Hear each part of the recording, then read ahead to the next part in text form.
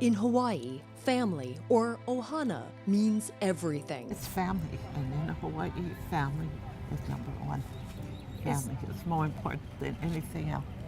Even if that family member died in World War I. Every time we come here, I bring my children over or my grandchildren. I say, that is our ohana, that's our family. And ohana means family. Yes. Matriarch Naomi Waite points out her family member Sam Kainoa at the Waikiki War Memorial Natatorium, a place designed to be a living memorial, honoring the 10,000 Hawaiian servicemen who fought in World War I and the 101 who died. Among them, Naomi's great-granduncle, Sam Kainoa. So that's Sam Kainoa, and I'm so proud of him. And even though I've never known him, I love him just because, yes, because I have his koko, or his blood. Yes, yes. With Naomi's permission, I tracked down more about her relative who served our country.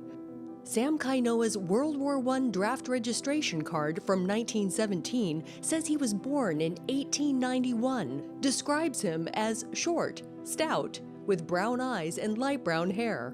He was single and worked for the city and the county.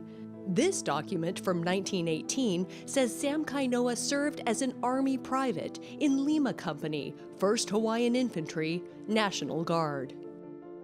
This is the only photo that shows Sam Kainoa, though we don't know which soldier he is.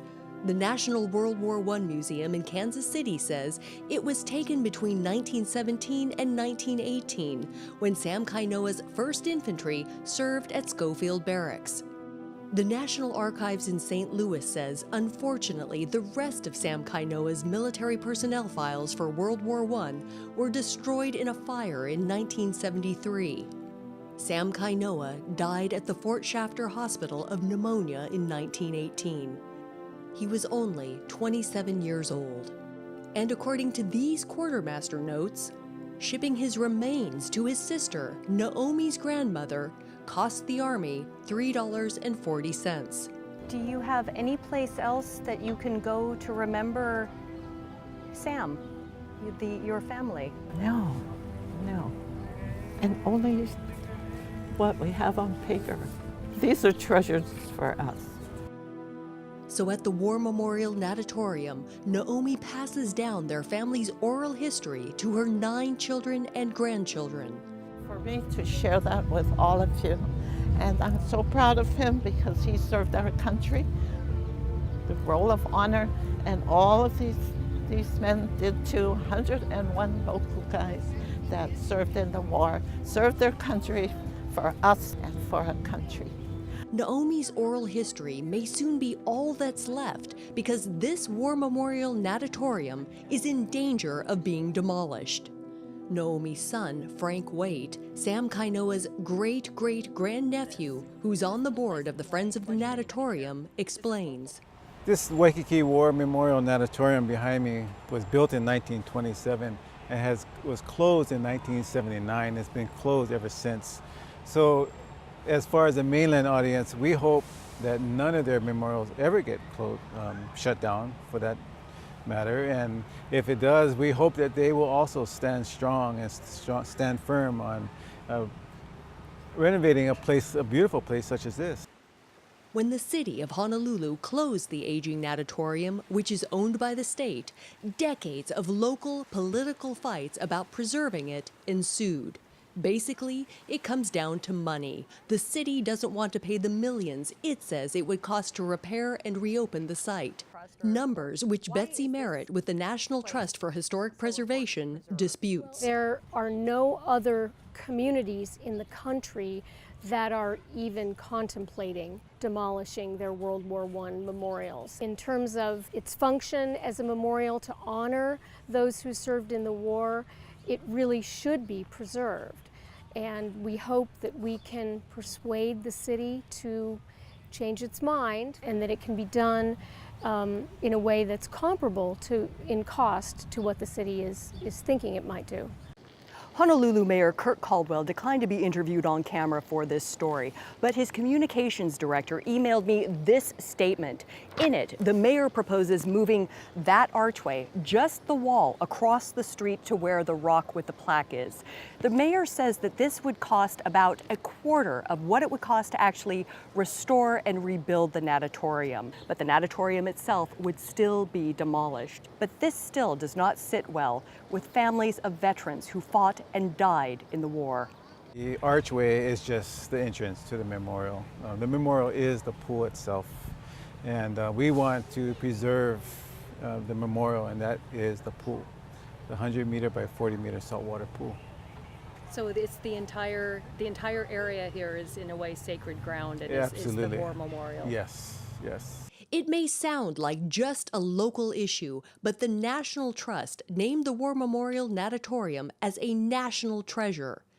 The American Legion passed this national resolution supporting the effort to ensure full restoration of the natatorium to its original condition.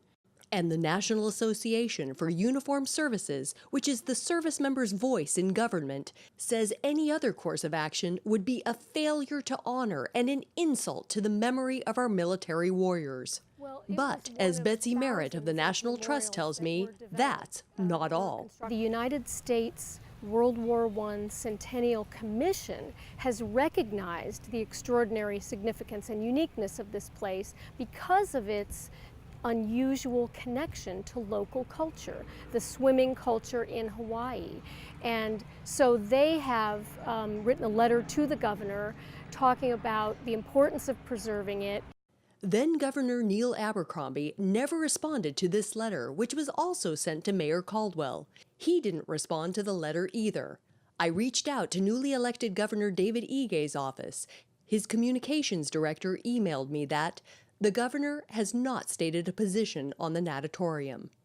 For the descendants of Sam Kainoa, those national letters referencing Hawaii's swimming culture are important, as Naomi proves with old family photos, because the War Memorial Natatorium not only honors their veteran, but as a living memorial, Naomi's father was its superintendent and head lifeguard for the entire territory of Hawaii.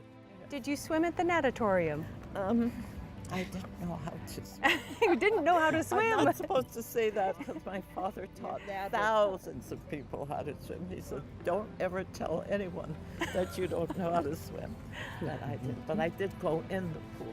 This is a place where I grew up. Naomi shares the memories with her family. This is where we came almost every day. And just to look in there and see all of that ruined in there, it makes my heart sad. This was such a happy place to come to. It's like coming to a grave, yeah? I mean, this was a happy place. This was a happy place. This is where we came to have fun, yeah. The family is referring to Olympic gold medalist Duke Kahanamoku, who swam there and was a surfing legend. Surfing around the natatorium is a habit for Sam Kainoa's great-great-grandnephews, too. As Frank and a cousin head out, brother Eddie Waite explains it to me. This place has really always been special to me. Even when I'm in the ocean, like out here, I always feel, the mana from that. It's not just our family, but all the families that this memorial was built for.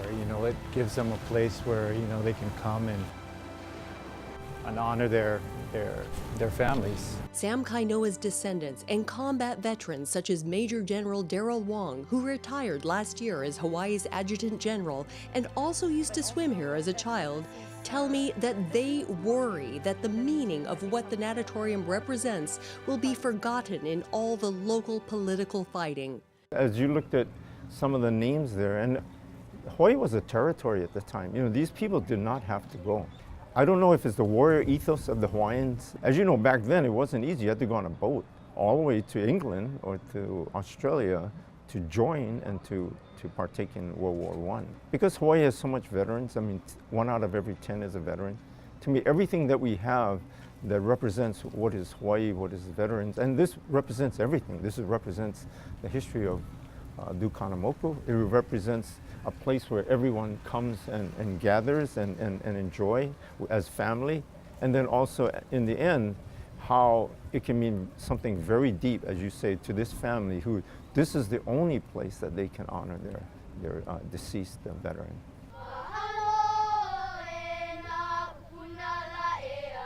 So Sam Kainoa's descendants hold an annual memorial program to honor veterans of all wars. Naomi's mother started this tradition 27 years ago with flags, salutes, hula, and speakers, such as Congresswoman and combat veteran Tulsi Gabbard, who serves in the National Guard and on the House Armed Services Committee. It's a privilege to be able to be here at a place where many of us grew up playing here in Kaimana Beach as kids, to reflect upon the national treasure that this place really is. We have descendants from World War I who are still coming here to this location and paying tribute to their family members. It really shows this great tradition of service that endures generation upon generation, and the impact of the sacrifice of those who came before us 100 years ago is still having today. For instance, Sam Kainoa's great-great-grandniece and nephew, Rhoda and Albert Waite, always help with the memorial program.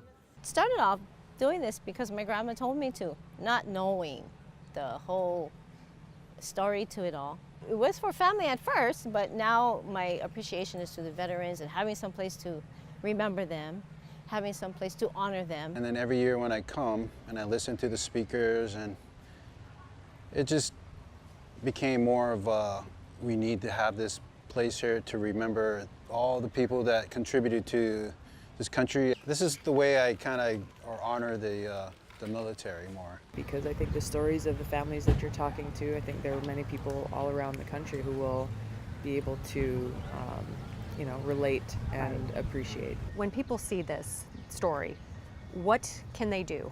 Nationally, we would welcome donations to support our work to develop a viable preservation alternative.